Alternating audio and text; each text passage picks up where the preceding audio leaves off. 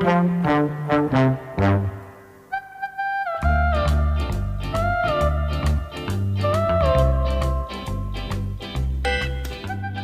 humans, what am I doing today? I'm going to give you a top tip. Most bikers don't know about this. Actually, that's not fair to say. Some bikers don't know about this, and some bikers will never do this, but this can help reduce the chances of juddery brakes. Have you ever had that, where you ride along and then you get a little bit of judder from your brakes? And I don't mean like violently, like your wheels out of alignment or anything like that. And I don't mean necessarily that you've got warped discs, or both of those things can cause a little bit of judder, but something that a lot of people don't realise that can cause a bit of brake judder is, well, actually I'll zoom in a second and I'll explain. But first of all, let me just touch on brake discs. A lot of brake discs are actually come in two pieces. It's not a single disc. Now, some of you will know this. There's the centre hub of the disc, and then there's the actual braking rotor. So if I, yeah, let me zoom in and show you.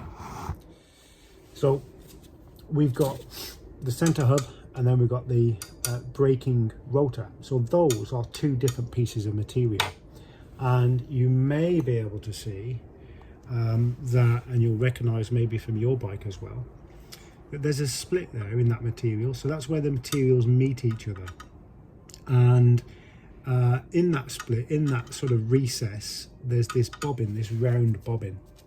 Now that's not a bolt or a nut or anything like that. It's just a piece of material, like a bushing, if you will. Now what that does, let me zoom out a little bit. That's really important because that allows a little bit of movement between those two braking surfaces.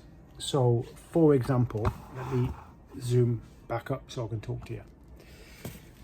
For example, as you hit the brakes, your brake discs need to be able to move a little bit. So this is why we have what we call floating discs or semi-floating discs. Not all discs are floating discs, but a lot of motorcycles will have them. Now what that means is those bobbins, the two bits of material, the outer braking area and the inner hub, can move independently of each other. In other words, it can float, right? It also allows a little bit of expansion due to the heat of the braking force. Now, one thing that could cause that little bit of judder is that the discs aren't able to move freely. They're not able to either expand, or they're not able to sort of rotate or rock backwards and forwards on those bobbins, because sometimes you get a lot of grime and road dust and dirt built up in those bobbins, and it restricts the movement of those two pieces of braking material, if you will, those two pieces of the brake disc. I'm explaining this really bad, but I'm sure you get what I mean now.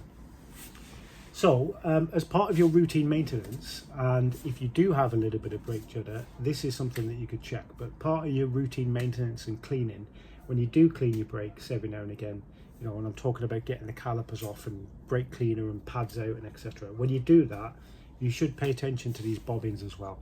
And the way we clean them is very, very simple. So what you want to do, folks, is you want to get a bolt. Now I've already put one in there. Let me take that back out and I'll show you. So all I've got is a little stubby bolt and a nut, and then what I'm going to do, hopefully you can see what I'm doing, let me lower that a little bit. I'm just going to put the bolt through one of those bobbins, and then I'm going to put the nut onto the back,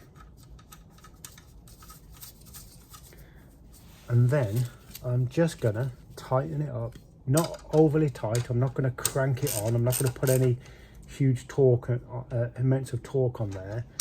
All I want to happen is the bolt and the nut just to grab that bobbin independently of the disc or the inner hub. Now what that allows you to do is actually rotate that bobbin. So that bobbin will spin now. Now I don't know how well you can hear that, but there is a little bit of grittiness in there, a little bit of a gritty sound. So all we need to do is get some brake cleaner, blast some brake cleaner onto the bobbin, spin the bobbin a little bit, and then you will notice that the bobbin starts to spin a bit more freely and it should, yeah, that should have gone. That grittiness should have gone, and that's what you want to aim for. You want to aim to the point where you don't get any gritty, dirty, sort of pasty, grindy sound when you're spinning that bobbin. And don't forget to take the bloody nut and bolt out when you're finished. Now obviously then you're going to move on to do the others. I'll just show you one more very quickly, but I'm not going to repeat myself and show you all of them because there are like 12 of them and ain't nobody got time for that. So I'll just show you one more. Just tighten it up, nip it up so the bolt grabs the bobbin, and then spin, spray, spin, spray, spin and spray, and that will help to get a lot of the crap out of those bobbins. Now, if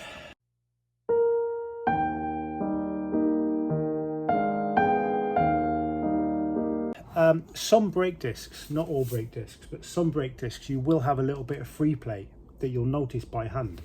So if I was to grab this disc and try to rotate it, obviously holding the wheel still, then you might hear a little bit of clicking as the outer part of the disc rotates independently of the actual hub. Some bikes, those discs are made with really tight tolerances that you won't notice that by hand. Some bikes you will, like on my Fireblade, I noticed that. I could do that, hear that click, click, click with a brake disc, and that's normal, you know, for floating discs. This bike, there's no free play at all really that you can notice by hand, but that free play, that movement is there under heavy braking forces because of the heat.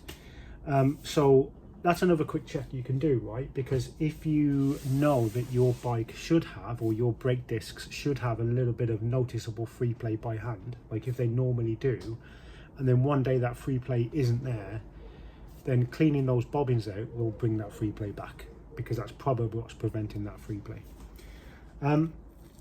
So folks, hopefully you found that useful. Like I say, that should be part of your routine brake cleaning, maintenance stuff. So every now and again when you do the calipers, don't forget to do the bobbins as well, and check that they are nice and clean and they don't have that grindy, pasty sound behind them. So as always, thanks for watching, and yeah, drop me any questions if you have any, and stay tuned on the channel. I've got a nice new shiny part coming for the Gixxer in the next few days, so I'll make a quick video on that. And yeah, stay safe and have fun.